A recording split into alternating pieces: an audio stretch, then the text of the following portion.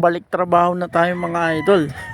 Ako si Raprap, nangangarap maging mayaman. Tara, samahan nyo ako.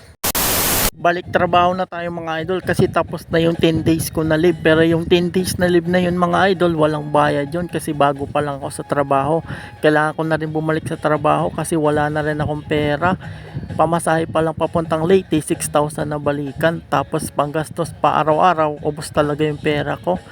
Wala na tuloy akong pang date kay Baby Sam, kaya wait ka lang Baby Sam ha, mag-iipon lang ako pang date natin. Ang umaga pala schedule ko ngayon mga idol, kaya alas 4 pa lang ng madaling araw gising na ako. Inaagahan ko lang yung gising kasi gumagawa pa ako ng vlog para hindi rin ako malate. Pagkagising ko nga nag-init agad ako ng tubig kasi magkakape at tinapay lang ako bago pumasok sa trabaho. Sa trabaho na lang ako mag-aagahan kasi 8 AM naman yung break time namin, sakto lang yun agahan. Dalawang beses pala kami nagbe-break time, 30 minutes sa umaga, 30 minutes sa hapon. Pero yung 30 minutes na yun, sapat na yun para makakain kami. Nagkape at tinapay na rin ako bago maligo at habang nagkakape ako, nagsalang na rin ako ng kanin para pangbaon. Babaon kasi ako ng kanin para makatipid, para ulam na lang yung bibilhin ko. Pagkatapos ko nga magkape, sakto luto na rin yung kanin. Kaya maliligo na ako mga idol. Buti na lang hindi na masyadong malamig ngayon maligo sa umaga kasi mainit ang panahon. Yun, tapos na rin ako maligo mga idol at dali-dali na rin ako nagbihis.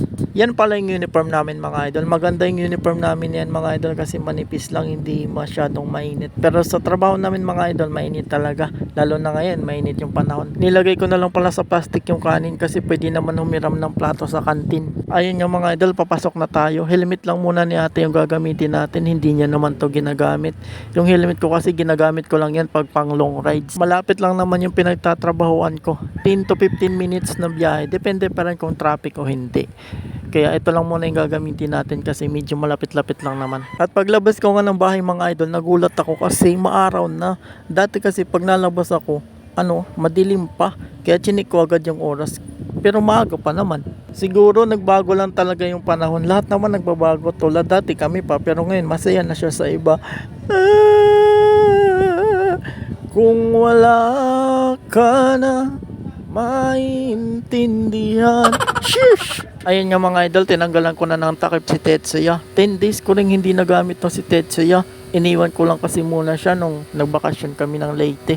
Fast forward tayo mga idol, nandito na pala ako sa aking trabaho. Nakarating ako dito ng 5:30 AM. Hindi pala ako nakapag-video sa daan kasi nasira yung lalagyan ko ng camera. Pero ayusin ko yun pag may time para makita nyo kung gaano nga ba kadami yung tao dito sa trabaho ko pag umaga. At sa labas lang ako pwede mag-video mga idol, bawal kasi sa loob, kaya ito lang yung maipapakita ko.